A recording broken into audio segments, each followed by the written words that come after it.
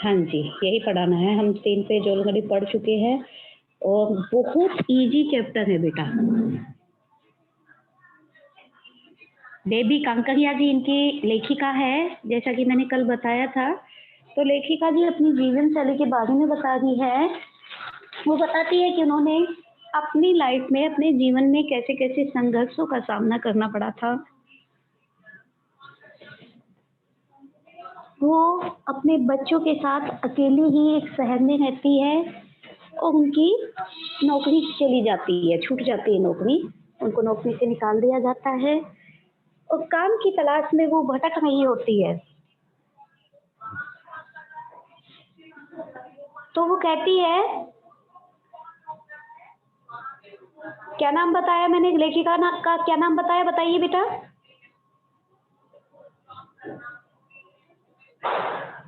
जवाब दिया करो बेटा, इससे हमारा भी हौसला बढ़ता है, हमें भी मोटिवेशन मिलता है। और ये ही चेक करने के लिए मैं बीच-बीच में क्वेश्चन कर लेती हूँ आप लोगों से कि कितने बच्चों का ध्यान मेरे ऊपर है, कितने बच्चे मुझे सुन रहे हैं, कितने बच्चे वैसे ही बैठे हैं बस। आपको बताया गया सभी बच्चों का वीडियो ऑन होना चाहिए, सबसे पहली बात। दूसरी बात, कोशिश कीजिए आप सभी, कोई जोर नहीं पड़ रहा बेटा, यूनिफ़ॉर्म में बैठेंगे तो ज़्यादा अच्छा रहेगा। ठीक है, लगना चाहिए, हमें भी ये लगना चाहिए कि आप लोग क्लास में बैठे हैं। और कोई भी टीचर कोई बीच में सवाल करता है तो उसका जवाब देना चाहिए आपको। मैंने अभी-अभी लेखिका का नाम बताया है और आप लोग मुझे आंसर भी नहीं कर रहे हो। बेबी हालदार। जी हाँ, जी हाँ, वेरी गुड। हाँ, तो बेबी हालदार जी जो लेखिका है वो अपनी जीवन शैली के बारे में बता रही है, अपने जीवन में होने वाले संघर्षों के बारे में बता रही है। वो एक बंगाली युवती है। जब उनकी नौकरी चली जाती है तो उसको घर चलाने की दिक्कतें आती है, अपने बच्चों को खिलाने-पिलाने तक की दिक्कत आती है। पढ़ाई-लिखाई की तो बहुत दूर की बात है, उनको तो खिलाने-पिलाने तक की चिंता होने लगती है। उसके पास कोई काम नहीं था इसलिए वो सोचती है कि अब किराया भी मैं कहाँ से भरूँगी? इस तरह से वो सबको बोल के रख देती है। जो हमने कल पढ़ा उसको मैं रिवाइज़ करा रही हूँ क्योंकि कुछ बच्चे कल नहीं थे। कल सिर्फ़ 2-3 ही बच्चे थे इसलिए मैं दोबारा से रिवाइज़ करा रही हूँ। जो मैं कल पढ़ा चुकी वो। तो वो अपने काम के लिए सभी को बोलती है कि मुझे कोई काम दिलाएँ। आस-पास की युवतियाँ जब भी वो बाहर निकलती है तो आस-पास की युवतियाँ पूछती है कि क्यों तुम्हें काम मिला क्या? जब उसका लटका हुआ चेहरा देखती है तो वो समझ जाती है भाई काम नहीं मिलता तो कहती है कोई बात नहीं, मिल जाएगा। ऐसे दिलासा देती है। लेकिन वो बात है पीठ पीछे सभी बातें बनाती है कि तुम अकेली क्यों रहती हो?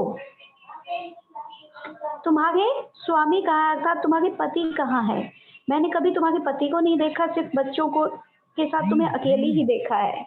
इस तरह से वो बातें करती है तो वो बात को घुमाने की कोशिश करती है और अपने बच्चों की बात और करने लगती है। तो एक 32 साल का लड़का है सुनील, जो उसके सामने वाली कोठी में ही रहता था, तो उसको भी उसने बोला था, जो थोड़ी जान-पहचान थी, तो उसने भी उसको काम के लिए बोल रखा था। तो एक दिन दोपहर के समय वो अपने बच्चों को खाना-पीना खिला के और सो गई थी। तभी वो आता है और पूछता है कि तुम्हें कोई काम मिला क्या? वो कहती है नहीं, अभी तो नहीं मिला है। तो कहता है चल मेरे साथ चल, मैं तुझे काम दिलाता हूँ। तो उसके साथ चली जाती है और एक बड़ी-सी हवेली में जाती है, घर में जाती है बड़े से, उसमें बंगला में। तो वहाँ पर एक साहब होता है 40-45 साल का। तो वो पूछता है क्या तुम बंगाली? बोली हाँ। और काम-धाम के बारे में पूछता है क्या-क्या कर लेते हो? तो वो उसको पास कर देता है, कह देता है ठीक है, तो तुम कल से काम पे आ जाना। दूसरे दिन जब वो काम पे जाती है तो एक अधेड़ उम्र की औरत वहाँ पर काम कर रही होती है। जाके बोल देता है कि भई अब तुम जा सकते हो, अब तुम्हारी छुट्टी। तो उसको बहुत बुरा लगता है कि भई मुझे काम से निकालना है और इस वजह से वो गाली देते हुए उस किसको गाली देगी वो? लेखिका को। तो गाली देते हुए वहाँ से निकल जाती है। वो कहती है कि बहन मुझे नहीं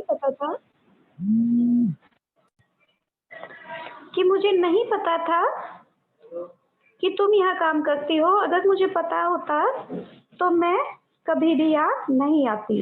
लेकिन वो कुछ नहीं सुनती, उसको गालियां देते हुए वहां से चली जाती है।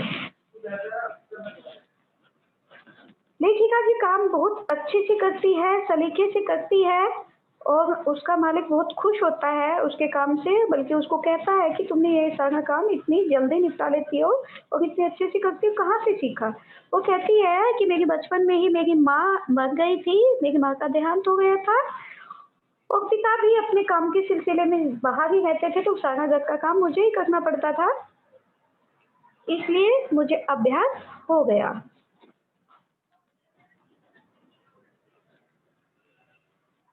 तो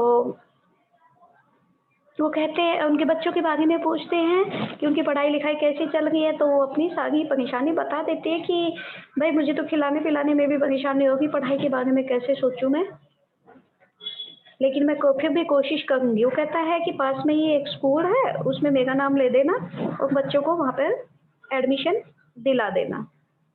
तो अपने साथ ले आया कर और जाते टाइम काम करके वापस घर जाएगी तो उसको लेती जाया कर। बोली ठीक है। वो बच्चों को लेके आती, स्कूल छोड़ के आ जाती थी, तो बच्चे जैसे स्कूल से वापस आते थे तो साहब भी उनको कुछ खिलाने पिलाने के लिए भी देते थे और वो वापसी में उनको ले जाया करती थी। तो यहाँ तक हम कल पढ़ चुके थे, अब इससे आगे पढ़ेंगे, ठीक है?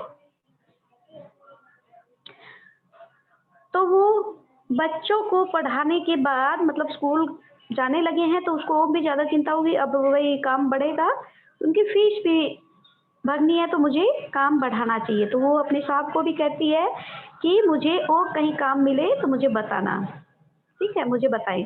तो उन्होंने कहा कि आसपास पता कर मुझे बताएंगे, लेकिन मुझे अब कहीं काम ढूंढने नहीं जाना है, फिर भी मुझे अपना ही है, घर तो छोड़ना ही होगा। यह सोचकर मैं अपने दादा लोगों के आसपास ही घर ढूंढने गई।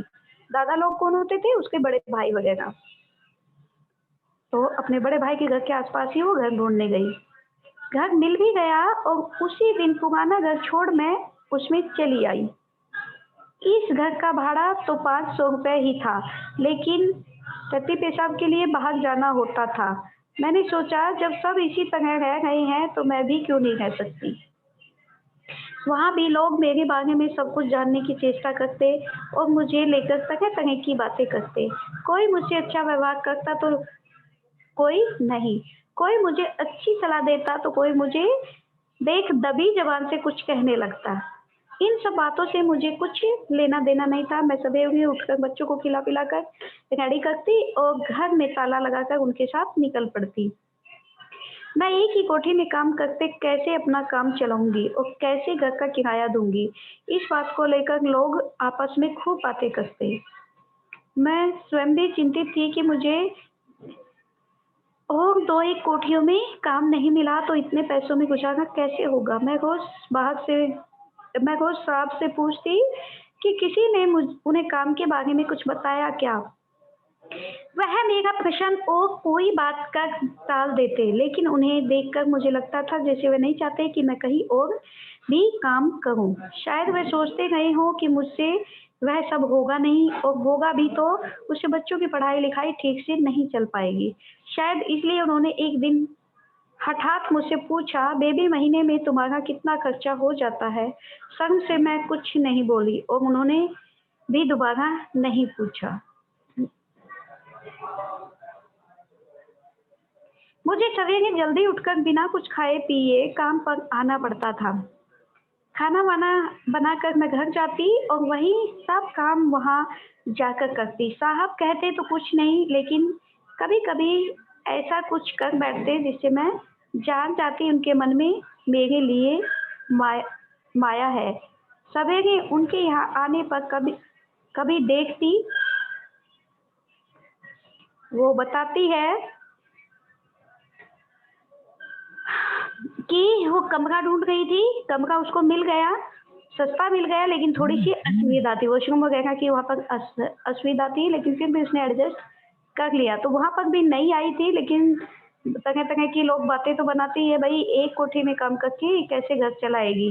तो वो कहती, खुद भी सोचती है, उस साहब से पूछती है कि भाई मुझे कहीं और काम मिल सकता है क्या, आपने काम के बारे में बात की है नहीं।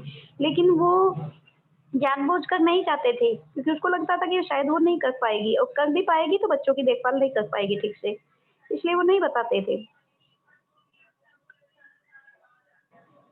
तो वो लेखिका बता रही है कि मुझे सवेरे जल्दी उठकर बिना कुछ खाए पिए काम पकाना पड़ता था। खाना वाना बनाकर मैं घर जाती और वहीं सब काम वहाँ करती थी। साहब कहते तो कुछ नहीं थे, लेकिन कभी-कभी ऐसा कुछ कर बैठते जिससे मैं जान जाती कि उनके मन में मेरे लिए क्या है। सवेरे उनके यहाँ जाने पर कभी देखती, क्या देखती है नेक्स्ट पेज में पढ़ेंगे हम।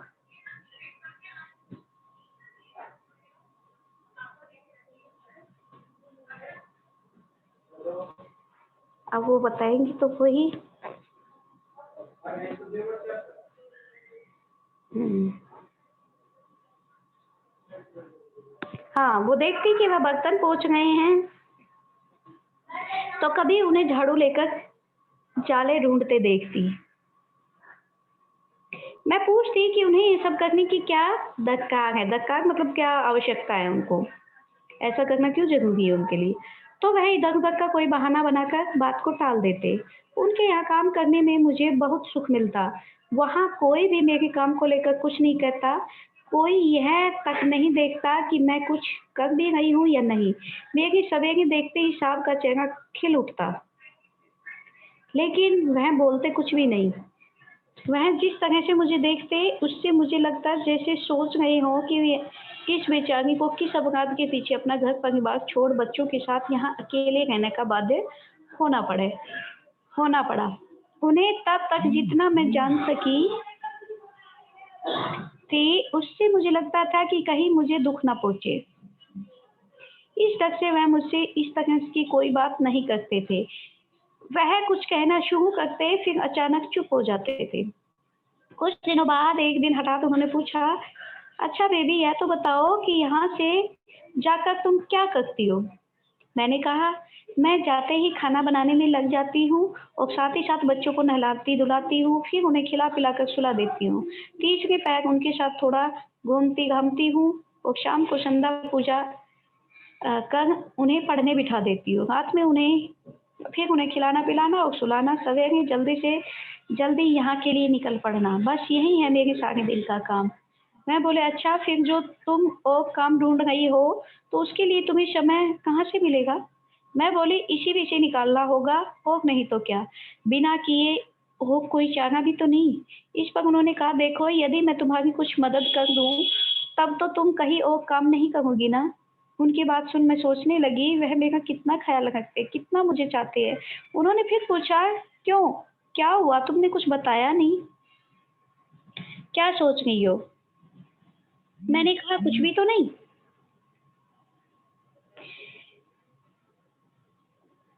तो वो उनकी दिनचर्या के बारे में पूछते हैं और वो अपनी सारी दिनचर्या बता देती है कि दिन में वो क्या-क्या करती है, कि दिन भर कितना काम करती है, कैसे-कैसे करती है, वो सारा बता देती है। तो वो कहते हैं कि तू तो दूसरा काम ढूँढ रही है, तो उसके लिए कहाँ से टाइम निकालेगी? वो कहते हैं कि मैं इसी में से निकालूँगी।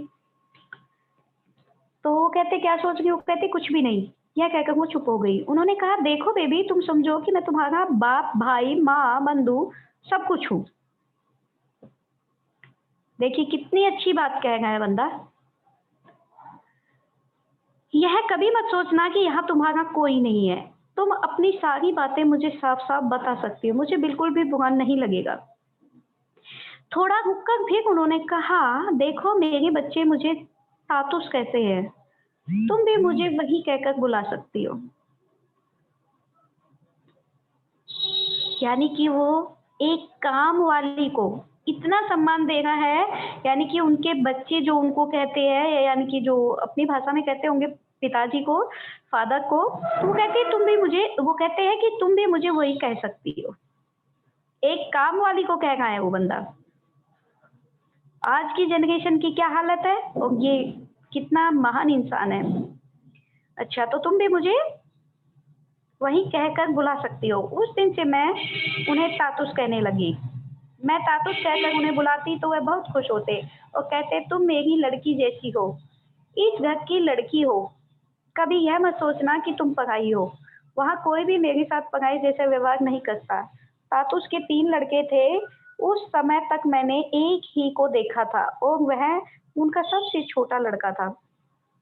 उनके मुँह में जैसे ज़बान ही नहीं थी। मैं किचन में ही काम कर रही होती।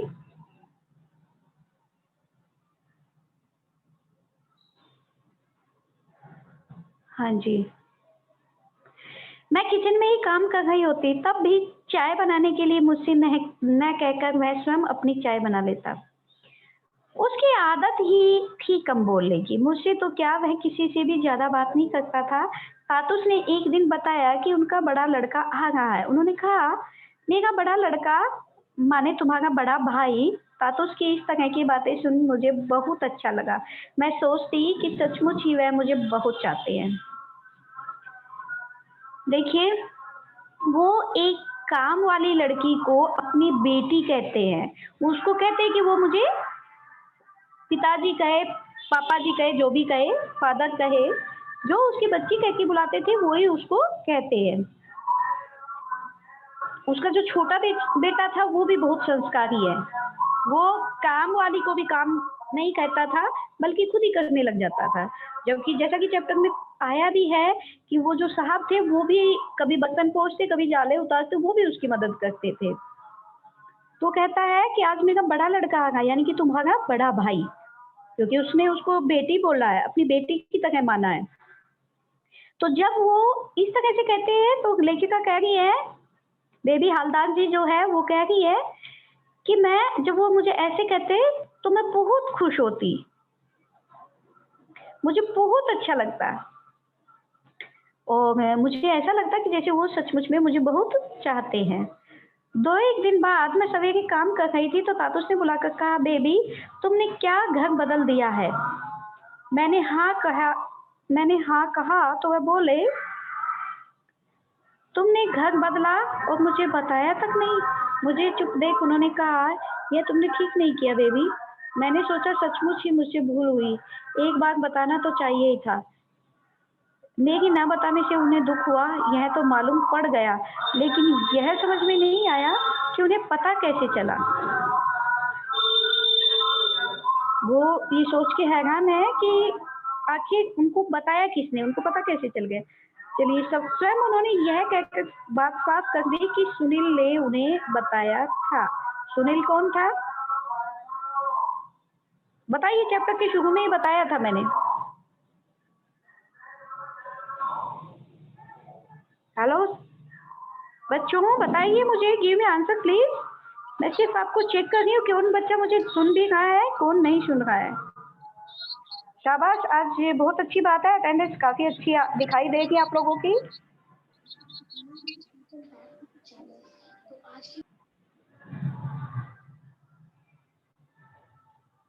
Very good. बेटा सुनील था उसका पड़ोसी, जिसने उसको काम दिलाया था। किसको? बेबी हालदार जी को, लेखिका को। लेखिका का पड़ोसी था वो। 30-32 साल का लड़का था जिसने इसको काम दिलाया था और वो साहब को भी जानता था, इसलिए साहब से मिलवाया था। तो उसने उसको साहब को बता दिया था कि इन्होंने अपना घर चेंज किया है। अच्छा,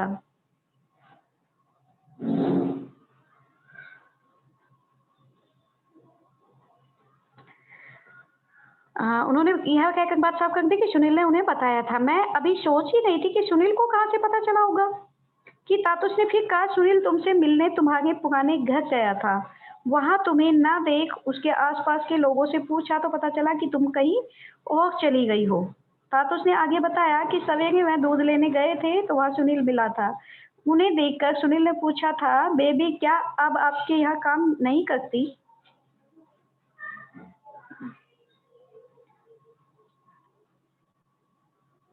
सुनील उसका पड़ोसी था जो सामने की कोठी में रहता था, सामने के घर में रहता था। तो वो साहब को बाजार में मिल गया था तो उन्होंने बताया। आप मुझे बताएं। उन्होंने कहा कि आसपास पता कर मैं मुझे नहीं, ये तो पेज पढ़ चुके हैं हम।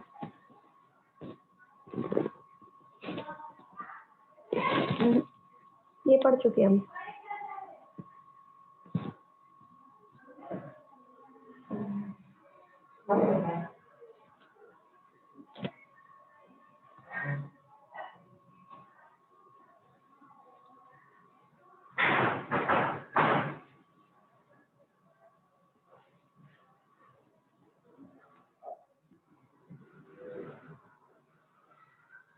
बहुत बड़ा चैप्टर है बेटा ये।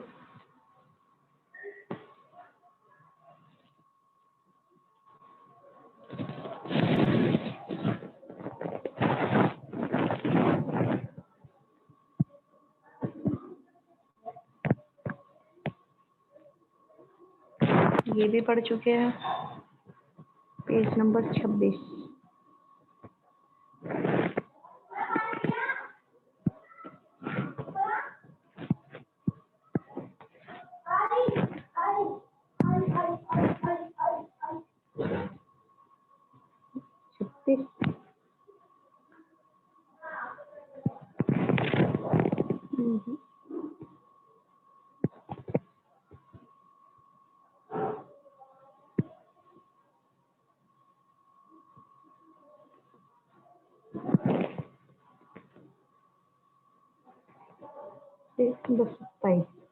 क्योंकि बेटा किताब नहीं है हमारे पास, बुक ना होने की वजह से हमें स्क्रीन भी निकालनी पड़ती है।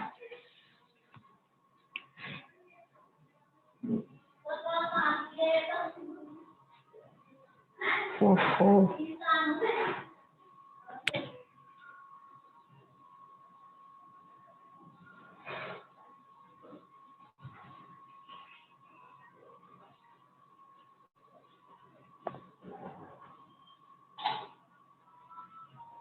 ये अभी अभी पढ़ा है।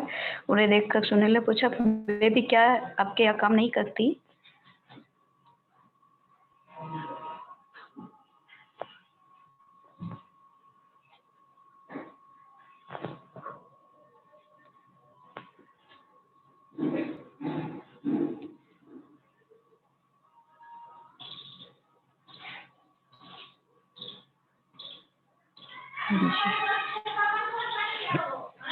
पेज नंबर 27 ये था। तातो उसके पूछने पर कि यह ऐसा क्यों सोच रहा है, सुनील ने कहा था, बेबी अब यहाँ वहाँ नहीं रहती जहाँ पहले रहती थी, इसलिए मैंने सोचा कि वह शायद अब आपके पास नहीं है। तातुस मुझसे बोले, सुनील नहीं बताता तो मुझे कुछ पता ही नहीं चलता। मुझे सुनकर बहुत बुरा लगा। मैंने सोचा सचमुच मुझसे अन्याय हुआ। वह थोड़ी देर मेरे चेहरे की ओर देखते रहे, फिर पूछा, अभी जब मैंने तुम्हें बुलाया तो तुम क्या कर रही थी? मैं बोली, ऊपर डस्टिंग कर रही थी। वह बोले, तो जाओ अपना काम करो। मैं डस्टिंग करने ऊपर चली गई। वहाँ एक कमरे में 3 अलमारियाँ किताबों से भरी पड़ी थी। उन्हें देखकर हमेशा मेरे मन में यह बात उठती कि उन्हें कौन पढ़ता होगा। उनमें बांग्ला की भी काफ़ी किताबें थी। कभी-कभी मैं 2-1 किताबें खोल कर भी देखती। एक दिन मैं उसी कमरे में डस्टिंग कर रही थी कि तातुश वहाँ पहुँच गए। उन्होंने देखा कि मैं बांग्ला की कोई किताब उलट-पुलट रही हूँ। उस दिन उन्होंने मुझसे कुछ नहीं कहा। अगले दिन जब मैं सवेरे काम पर आई तो चाय बनाकर उन्हें देने गई तो उन्होंने पूछा, तुम कुछ पढ़ना लिखना जानती हो? सुनकर मैं मन महसूस कर रह गई। वो एक ऊपरी हंसकर जाने लगी। अब सफाई करेगी तो ऑब्वियसली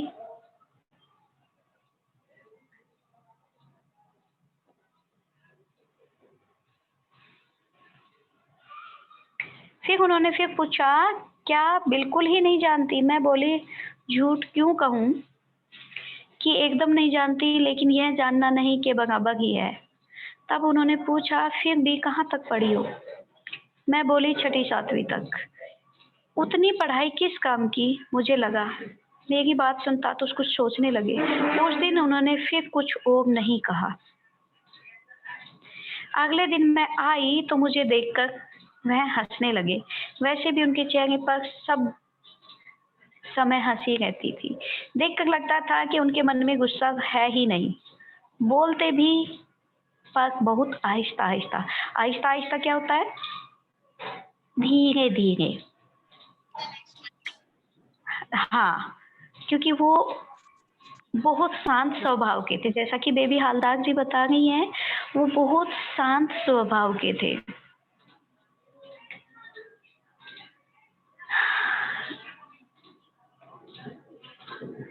तो वो कह रही है कि उनको बिल्कुल भी गुस्सा नहीं आता था और अगर वो बोलते भी थे तो बहुत धीरे-धीरे बोलते थे। उन्हें देख मुझे भी रामकृष्ण याद आ जाते थे। मैं उनसे बातें करने लगती तो फिर वहाँ से उठने की मेरी इच्छा नहीं होती और एक बार बातें शुरू हुई हुई नहीं कि वह इधर-उधर की न जाने कितनी बातें मुझे बताने लगते। मैं तातुस के पास खड़ी यही सब सोच रही थी कि हठात वह बोले, "अच्छा बेबी तुम्हें किसी लेखक का नाम याद है?" मैंने उनकी ओर देख हँसते हुए झट से कहा, "हाँ, कई तो है, जैसे रविंद्रनाथ ठाकुर, काज़ी नजरुल इस्लाम, शरतचंद्र, सत्येंद्रनाथ दत्त, सुकुमार राय।" मैंने इन लोगों के नाम लिए तो पता नहीं क्यों, तातुस मेरे सिर पर हाथ रखकर मुझे आश्चर्य से ऐसे देखने लगे, जैसे उन्हें विश्वास नहीं हो रहा हो। कुछ क्षण बाद वह बोले, "तुम्हें लिखने-पढ़ने का शौक है?" मैंने कहा, "शौक होने से भी क्या? लिखना-पढ़ना तो अब होने से रहा।" उन्होंने कहा, "होगा क्यों नहीं? मुझी को देखो, अभी तक पढ़ता हूँ। तुम्हें क्या पता नहीं, मैंने इतनी किताबें क्यों रख छोड़ी है? मैं पढ़ सकता हूँ, तो तुम क्यों नहीं पढ़ सकती?" उन्होंने फिर कहा, "तुम ज़रा मेरे साथ ऊपर चलो।" मुझे ऊपर ले जाकर उन्होंने अलमारी से एक किताब निकाली और कहा, "बताओ तो यह क्या लिखा है?" मैंने देखकर सोचा पढ़ तो ठीक ही लूँगी, फिर सोचा लेकिन गलती हो गई तो क्या? मैंने फिर सोचा, कह दूँगी मुझे पढ़ना-लिखना एकदम नहीं आता। तातुस मेरे मुँह की ओर देखे ही जा रहे थे। उन्होंने कहा, "पढ़ो ना, कुछ तो पढ़ो।" मैंने तब बोल ही दिया, "आमार में ये बेला तस्लीमा नाज़रीन।" तातुस बोले, "तुम यही सोच रही थी ना कि कहीं गलती तो नहीं हो जाएगी?" मैं हँसने लगी। वह बोले, "यह किताब तुम ही ले जाओ, घर पर समय मिले तो पढ़ना।" यानी उसको मोटिवेट किया जा रहा है कि भई तुम पढ़ो, जब मैं पढ़ सकता हूँ, तो तुम क्यों नहीं पढ़ सकते? आई मीन पढ़ सकती।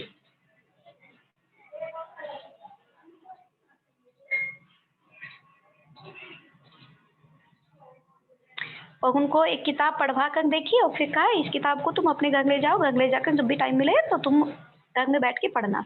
मैं किताब लेकर घर ही चली आई और रोज़ उसमें से 1-2 पेज कर पढ़ने लगी।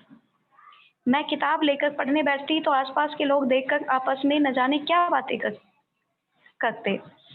मैं उनकी बातें सुनकर अनसुनी कर देती।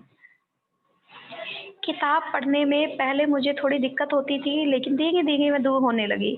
किताब पढ़ना मुझे बहुत अच्छा लगता। कुछ दिन बाद तातुस ने एक दिन पूछा, "तुम जो किताब ले गई थी, उसे ठीक से पढ़ तो रही हो?" मैंने कहा, "हाँ।" कहा तो वह बोले, "मैं तुम्हें एक चीज़ दे रहा हूँ, तुम उसका इस्तेमाल करना। समझना कि वह भी मेरा ही एक काम है।" मैंने पूछा, "कौन-सी चीज़?" तातुस ने अपने लिखने की टेबल के ड्रॉर से एक पेन और कॉपी निकाली और बोले, "इस कॉपी में तुम लिखना। लिखने को तुम अपनी जीवन कहानी भी लिख सकती हो। होश संभालने के बाद से अब तक की जितनी भी बातें तुम्हें याद आए, सब इस कॉपी में रोज़ थोड़ा-थोड़ा लिखना।" पेन और कॉपी हाथ में लिए मैं सोचने लगी, इसका तो कोई ठिकाना नहीं कि जो लिखूँगी वह कितना गलत या सही होगा। तातुश ने पूछा, "क्यों? क्या हुआ? क्या सोचने लगी?" मैं चौंक पड़ी, फिर बोली, "सोच रही थी कि लिख सकूँगी या नहीं?" वह बोले, "ज़रूर लिख सकोगी। लिख क्यों नहीं सकोगी? जैसे बने वैसे लिखना।" यानी कि उनको पहले तो किताब देकर मोटिवेट किया गया कि वो इस किताब को पढ़े और जब वो ठीक से पढ़ पा गई है, तो उसको कहते हैं कि तुम अपनी जीवन के बारे में रोज़ थोड़ा-थोड़ा लिखना। अभी तक तुम्हारे जीवन में जो भी घटनाएँ हुई है, तो वो सब तुम इस कॉपी में थोड़ा-थोड़ा करके रोज़ लिखना। तो वो कॉपी पकड़ते हुए थोड़ा-सा झिझक रही है कि पता नहीं मैं लिख भी पाऊँगी कि नहीं। तो जो साहब है वो उसको मोटिवेट कर रहे हैं कि क्यों नहीं लिख पाएगी? तुम ज़रूर लिख पाओगे। कोशिश करो, जैसे भी तुमसे बन पड़े वैसे ही लिखो। जैसा कि हम लोग भी आप लोगों को क्लास में कहते हैं कि जो भी तुम्हारे मन में आए लिखो। क्योंकि इससे क्या होता है, राइटिंग स्किल डेवलप होती है। पेन और कॉपी ले मैं घर गई और उसी दिन से 2-1 पेज रोज लिखने लगी। लिखती और वह किताब भी पढ़ती। सवेरे काम पर आती तो तातुस पूछते कि कुछ लिखा या नहीं, और यदि मैं हाँ कहती तो वह बहुत खुश होते और कहते तुम यदि रोज लिखोगी तो मैं तुम्हें और भी प्यार करूंगा। किसी किसी दिन लिखते पढ़ते इतनी रात हो जाती कि तब तक आसपास के लोग एक नींद सो भी चुके होते। नींद टूटने पर वे देखते कि मैं जगी हुई हूँ तो सवेरे कोई ना कोई पूछ बैठता, बताओ तो तुम इतना क्या लिखती पढ़ती रहती हो? मैं कहती कुछ भी तो नहीं। मुझे उन लोगों की बातें अच्छी नहीं लगती थी और फिर वहाँ कुछ अन्य असुविधाएं भी थी जिसके कारण मैं अपना वह भाड़े का घर छोड़ना चाहती थी। सब समय मैं यही सोचा करती थी कि इससे अच्छी जगह कहाँ मिल सकती है। यहाँ पानी की असुविधा थी, वहाँ बाथरूम की असुविधा भी थी। 4 घरों के बीच बाथरूम एक ही था।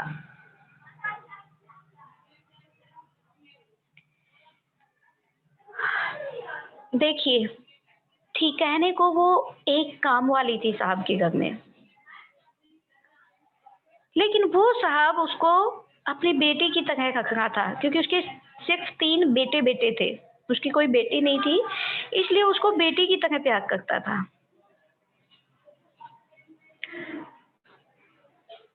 कहाँ तो उसके पास काम भी नहीं था, बेरोज़गार थी बेचारी, उसको किराए भरने की भी चिंता, बच्चों को पालने की भी चिंता थी।